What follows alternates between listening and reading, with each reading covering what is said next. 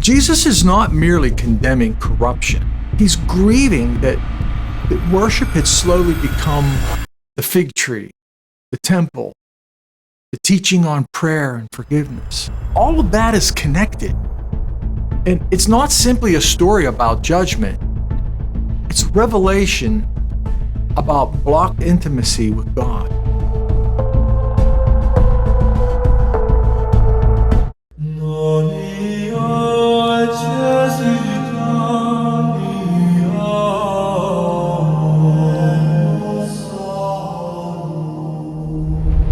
Are you becoming holy or just becoming more familiar with religious things?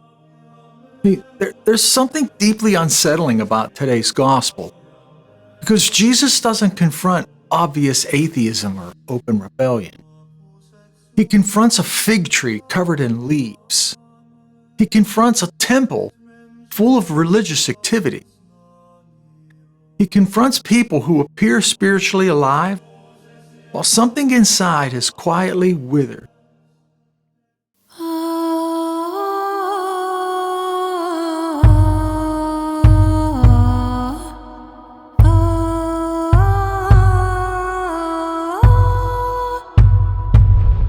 And that is what makes these readings so personal today. See, it's possible to speak Christian language, go to Mass, know the Scriptures, appear morally upright, and still slowly become spiritually barren underneath the surface. And the frightening part of today's gospel is not simply that the fig tree had no fruit, but that from a distance, it looked alive. Hi, I'm Greg, and welcome back to the Solemn Disciple. The liturgy of the Word today brings us into one of the most sobering spiritual examinations in the Gospel of Mark. These readings move beyond the question of belief alone and confront something deeper, whether our lives are actually producing the fruit of communion with God. And hidden underneath these readings is something we don't often stop to consider. Jesus is not merely condemning corruption. He's grieving that worship had slowly become the fig tree, the temple, the teaching on prayer and forgiveness. All of that is connected. And it's not simply a story about judgment. It's revelation about blocked intimacy with God. In the first reading, St. Peter speaks with urgency. The end of all things is at hand. But instead of panic, Peter calls Christians to sobriety. He calls them to prayer, charity, and endurance. He tells suffering believers not to be surprised by the fiery ordeal that they are experiencing, but to recognize that even in suffering, this can become participation in the life of Christ Himself. And that is important because authentic Christianity has never been measured merely by comfort or visibility or appearances. True faith is revealed most clearly when love remains faithful through difficulty. The responsorial psalm then proclaims, "The Lord comes to judge the earth." And strangely enough, for the soul that truly loves God, this becomes good news. Because divine judgment is not only about punishment, it's about truth too. See, God sees past our performances, past image management, past religious optics. He sees what is truly there. He sees what is real. And then we arrive at the gospel. Jesus approaches a fig tree covered with leaves, but when he draws near to it, he finds no fruit. And then shortly afterward, he enters the temple and overturns the tables of the money changers, declaring, "My house shall be called a house of prayer for all peoples, but you have made it a den of thieves." Now, at first glance, these can seem like two disconnected events. but they are actually interpreting one another. The leafy fig tree becomes an image of outward religion without inward transformation. Mark tells us it was not the season for figs. So why would Jesus expect fruit at all? In that region, a fig tree already covered in full leaves would normally have shown signs of early edible fruit forming beneath the leaves. In other words, the leaves themselves were advertising fruitfulness. The tree appeared fruitful from a distance, but when Christ drew near to it, he found nothing but leaves. And that is precisely what made the moment prophetic. See, the problem was not simply the absence of mature figs. The problem was the outward display of life masking an inward barrenness underneath. And the temple cleansing? See, that part reveals what happens when worship slowly becomes centered around self-interest instead of communion with God. And that bothered Christ, and it should bother us too.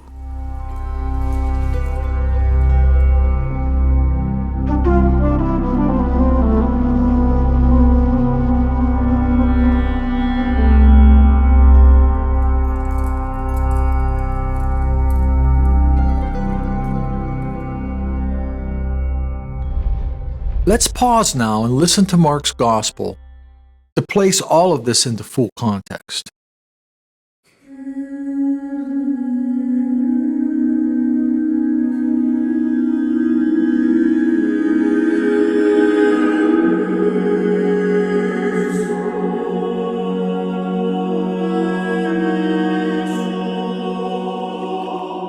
Jesus entered Jerusalem and went into the temple area. He looked around at everything and, since it was already late, went out to Bethany with the 12. The next day, as they were leaving Bethany, he was hungry. Seeing from a distance a fig tree in leaf, he went over to see if he could find anything on it. When he reached it, he found nothing but leaves. It was not the time for figs, and he said to it in reply, "May no one ever eat of your fruit again." And his disciples heard it. They came to Jerusalem, and on entering the temple area, he began to drive out those selling and buying there. He overturned the tables of the money changers and the seats of those who were selling doves. He did not permit anyone to carry anything through the temple area. Then he taught them, saying, "Is it not written, 'My house shall be called a house of prayer for all peoples,' but you have made it a den of thieves." The chief priests and the scribes came to hear of it and were seeking a way to put him to death. Yet they feared him because the whole crowd was astonished at his teaching. When evening came, they went out of the city. Early in the morning, as they were walking along, they saw the fig tree withered to its roots. And Peter remembered and said to him, "Rabbi, look, the fig tree that you cursed has withered." And Jesus said to them in reply, "Have faith in God. Amen, I say to you, whoever says to this mountain, 'Be lifted up and thrown into the sea,' and does not doubt in his heart, but believes that what he says will happen, it shall be done for him. Therefore I tell you, all that you ask for in prayer, believe that you will receive it, and it shall be yours. When you stand to pray, forgive anyone against whom you have a grievance, so that your heavenly Father may in turn forgive you your transgressions."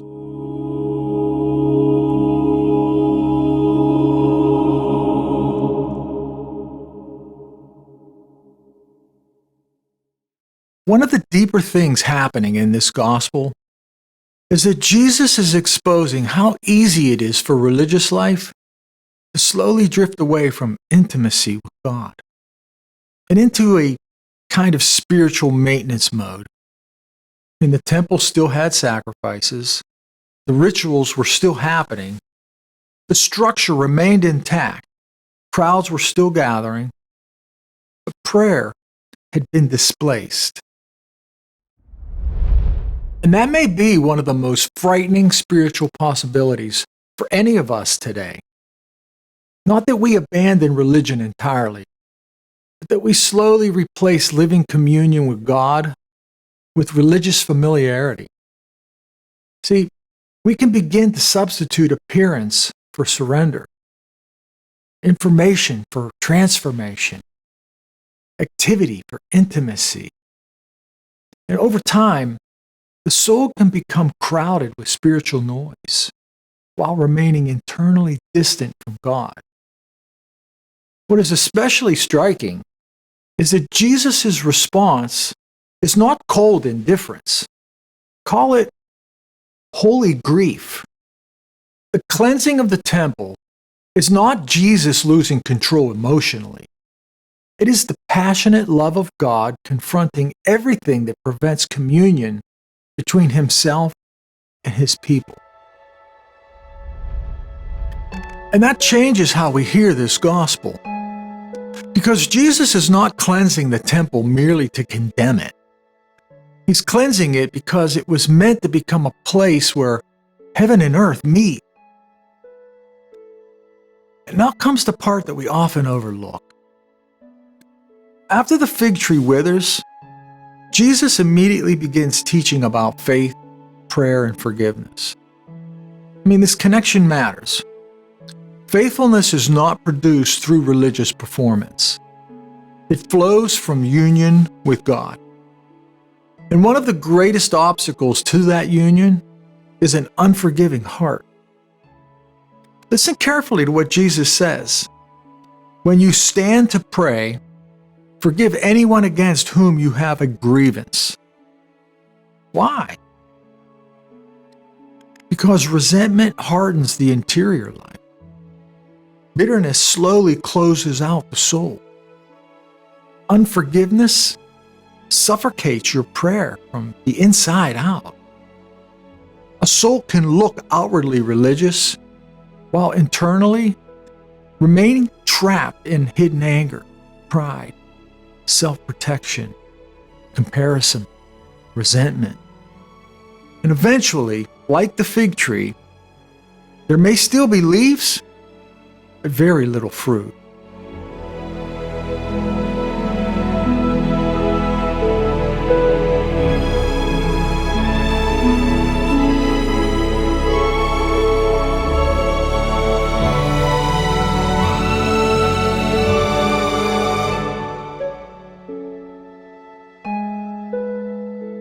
That is why this gospel is ultimately not about trees. It's about us. We are the temple Christ desires to cleanse. Not to shame us, but to restore what sin had disordered.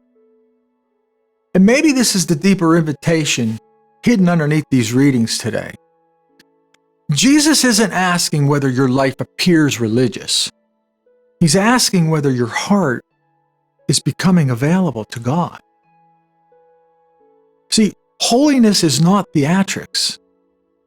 Most genuine sanctity grows quietly, in hidden prayer, in forgiveness that no one sees, in fidelity during suffering, in resisting bitterness, remaining honest before God. See, we have to learn how to love when pride is telling us to withdraw. And perhaps one of the most dangerous spiritual conditions is not open rebellion, but becoming spiritually artificial. Still using the language, still maintaining the appearance, still carrying the leaves, but no longer remaining rooted in prayer, repentance, humility, and love. So today, before rushing past these readings, maybe we should just ask ourselves honestly, what in my life looks spiritually alive, but has quietly stopped bearing fruit? And where have I allowed routine to replace relationship? What tables inside of my own heart still need overturned? Who do I need to forgive so that my prayer life can breathe freely again?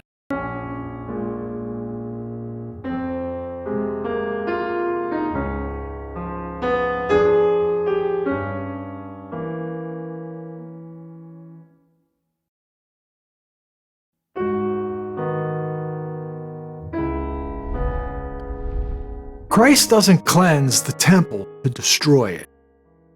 He cleanses it so that God may dwell there once more.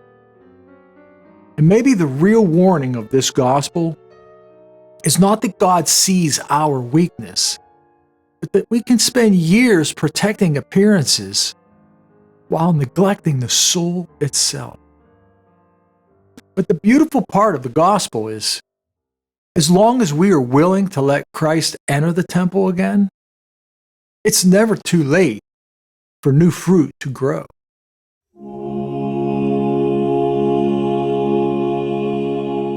Pray with me. Dear Lord God, we love you, we praise you, we worship you, and we adore you.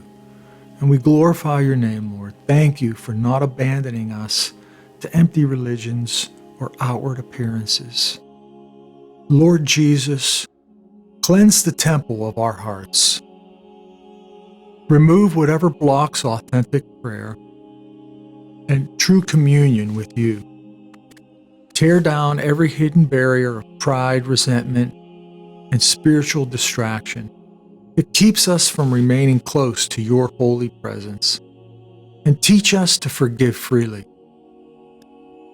Protect us from becoming spiritually artificial, covered in leaves outwardly, while quietly drifting away from you. Purify our worship, Lord.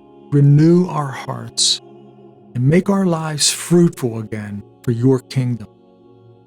Form within us a sincere and living holiness, rooted deep, not in appearances, but in true communion with you. And we ask this all through Christ our Lord. Amen. A soul can survive for a very long time on religious appearances, while quietly starving for God underneath. And sometimes the most merciful thing Christ will ever do is overturn the tables that we are trying so hard to protect.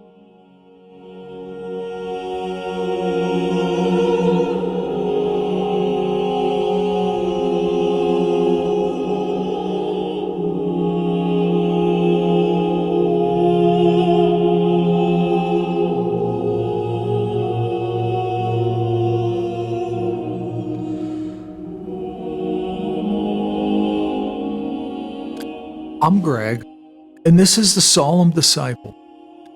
Thanks for spending this time with me today, guys. The greatest tragedy of modern life is not simply that people feel empty, but that they become so skilled at hiding it. And what never ceases to amaze me is one of the deepest mysteries of the Christian life is not that we search for God in our emptiness, but that God desires first to dwell within us and fill us with His love. I'll see you guys in the next one. God bless.